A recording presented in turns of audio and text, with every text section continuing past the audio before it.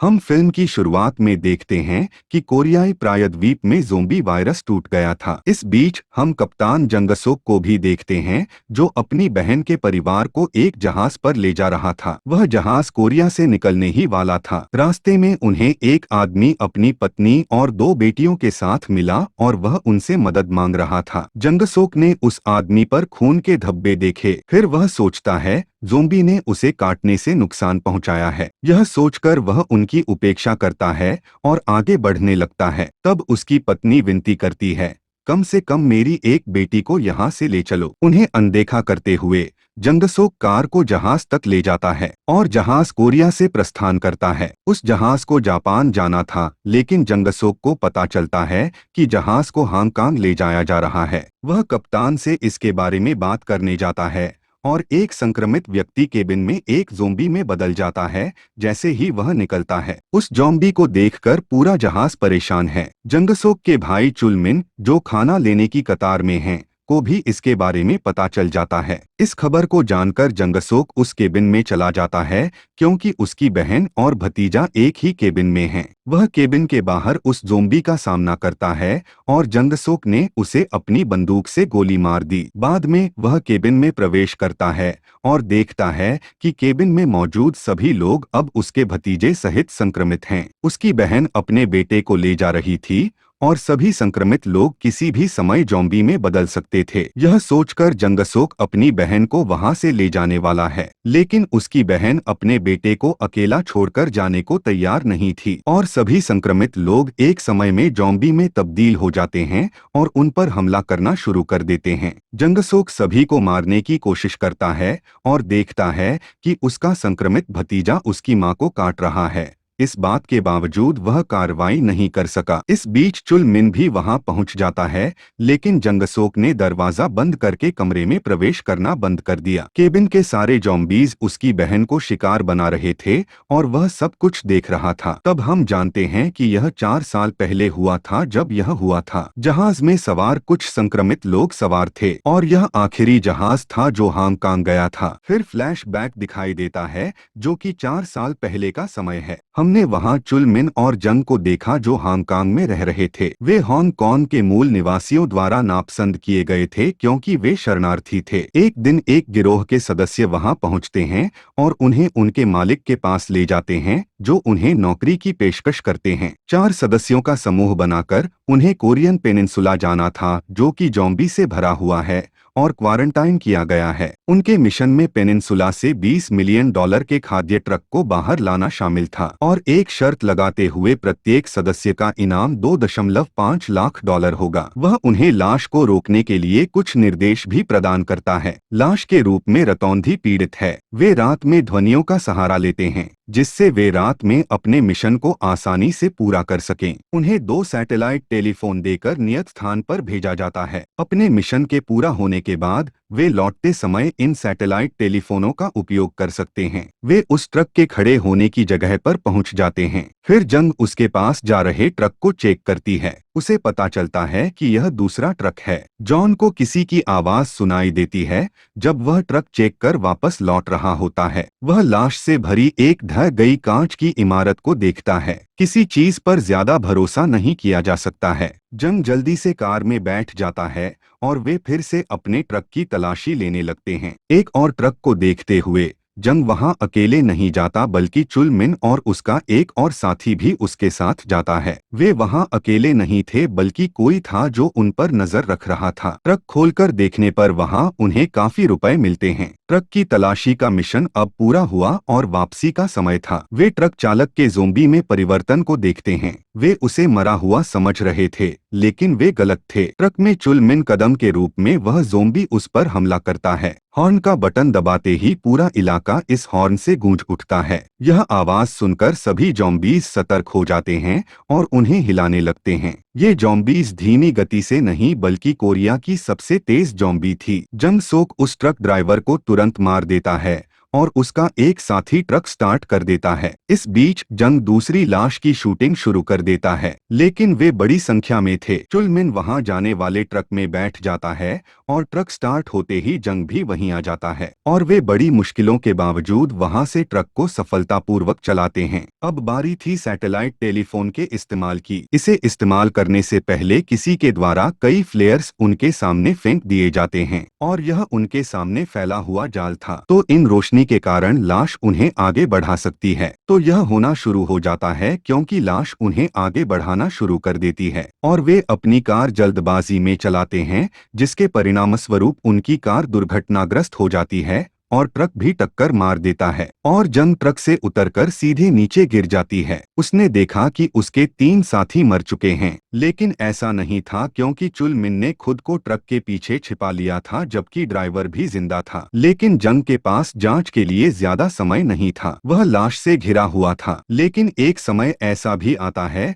जब वह उनसे मुकाबला करते हुए हिम्मत हार जाता है। तभी एक आने वाली कार उसकी मदद करती है। कार को जून नाम की लड़की चला रही थी और साथ में उसकी छोटी बहन भी थी। जंग को कार में उठाकर वे चले जाते हैं और जून कार को मुश्किल से इन ज़ॉम्बीज़ से बचाता है जो हर जगह मौजूद थे। जून अपनी कार एक पुल के नीचे पार्क करती है क्योंकि उनके सामने लाशों की भीड़ थी। अब यूजन नाम की जून की छोटी बहन बुद्धिमानी से उसकी उच्च तकनीक वाली रिमोट कंट्रोल कार को बाहर निकालने का काम करती है। वह इसका इस्तेमाल करते हुए लाश का ध्यान हटाती है और वे सुरक्षित रूप से भाग जाते हैं। फिर वे घर पर अपने माता पिता के पास आते हैं और ये पति पत्नी वे थे जिन्हें जंग ने 4 साल पहले नजरअंदाज कर दिया था और उनके हाथ में उठाई हुई बेटी यूजिन थी और जंग ने उसे बचाने से इनकार कर दिया था और वे वही थे जिन्होंने उनकी मदद की। दूसरी तरफ यूनिट 631 नाम का गैंग उनके ट्रक के पास पहुंच जाता है। इसके नेता प्रथम श्रेणी हांग थे। जिंदा ट्रक ड्राइवर को देखकर वह बचाने के बजाय उसे मार देता है। यहाँ हम उनके बारे में भी जानते हैं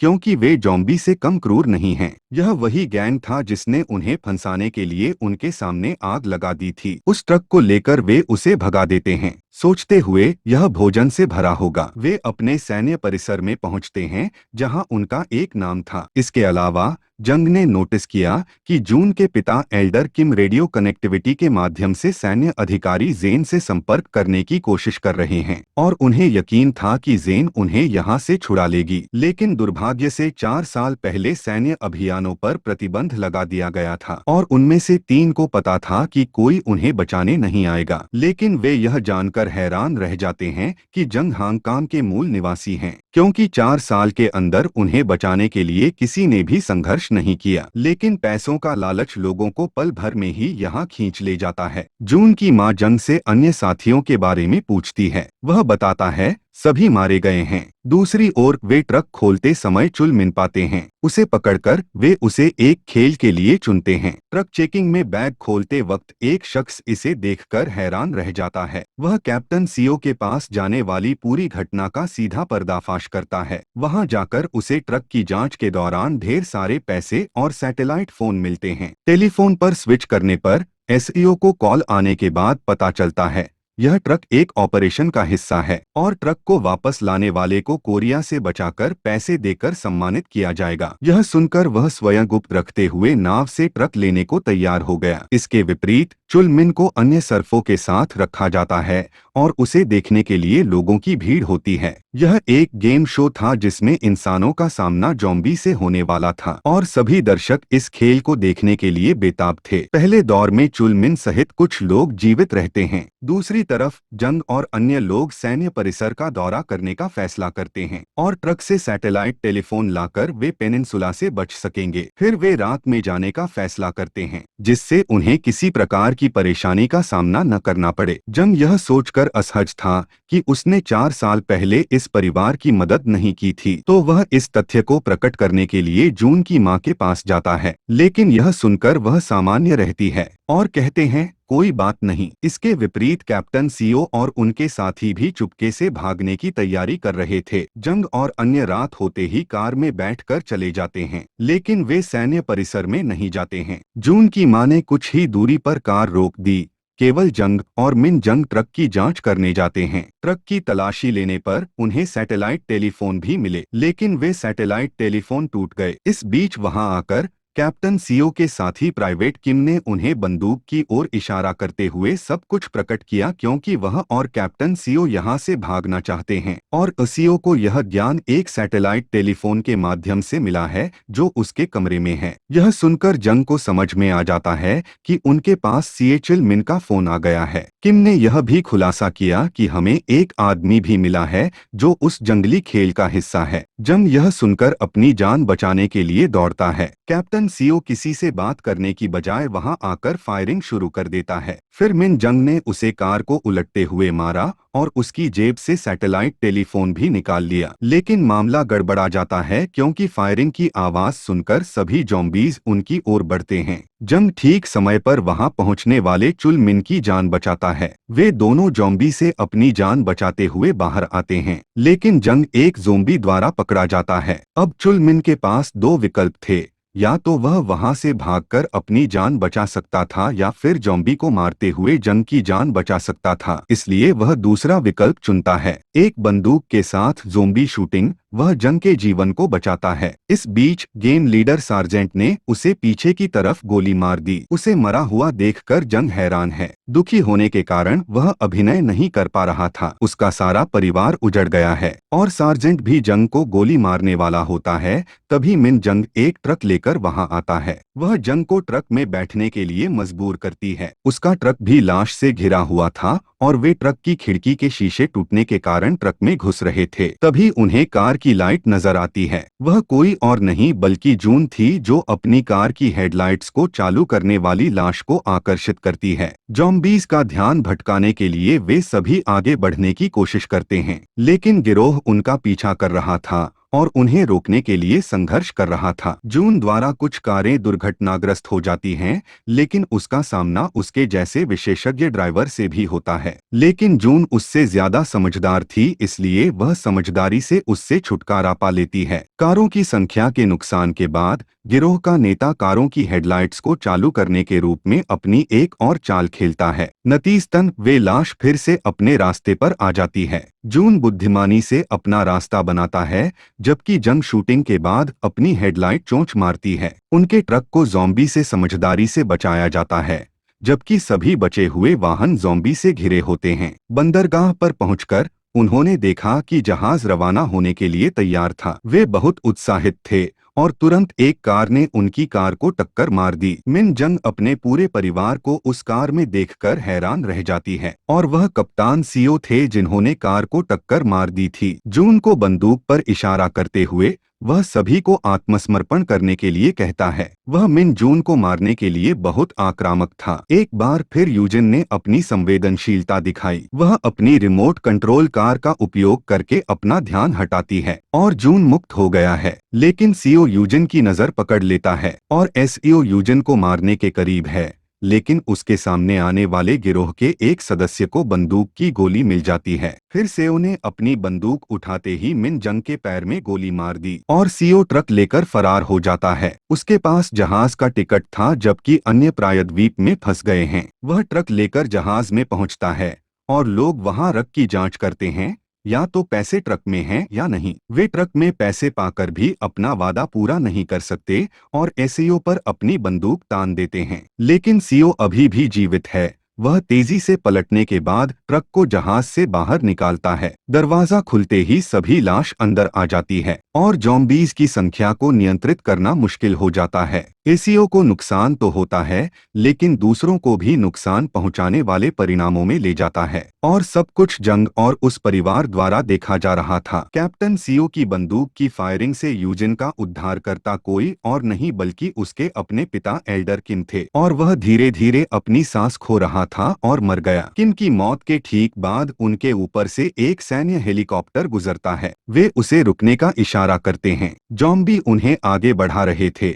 लेकिन मिन जंग भाग नहीं सके। अब जंग ने मिन जंग से वादा किया कि वह अब उनकी बेटी की मदद करेगा। जंग अपनी दोनों बेटियों को सैन्य हेलीकॉप्टर में ले जाती है, जबकि मिन जंग उन लाशों को पीछे छोड़ते हुए सामना करते हैं। वह ट्रक में बैठी हॉर्न बजाती है और सभी लाशें उसे घेर लेती हैं। सैन्य हेलीकॉप्टर के पास पहुंचकर वे जानते हैं कि उनका सहायक कोई और नहीं बल्कि मेजर जेन है, जिनका उल्लेख उनके पिता ने उनके सामने किया है। जून ने उनसे अपनी मां की मदद करने का अनुरोध किया, लेकिन जवानों ने इसे अंजाम देने से इनकार कर दिया। लेकिन स्थिति बेकाबू थी। फिर जून ने सिपाही की बंदूक निकालकर उसकी ओर इशारा किया। वह कहती हैं, वह यहाँ से माँ के बिना नहीं जाएंगी। तभी उसने देखा कि उसकी माँ आत्महत्या करने वाली है। इसे देखकर वह खुद पर कंट्रोल नहीं कर पाती हैं। इस पर जेन कहती है, तुम्हारी माँ सही कदम उठा रही है क्योंकि यह उसके लिए बेहतर है। दोनों बहनें रो रही थीं, जबकि जंग उन्हें देख रहा था क्योंकि उसने अपनी मरती हुई बहन को देखा है। लेकिन वह उन लोगों में से थे जो बाद में कहते हैं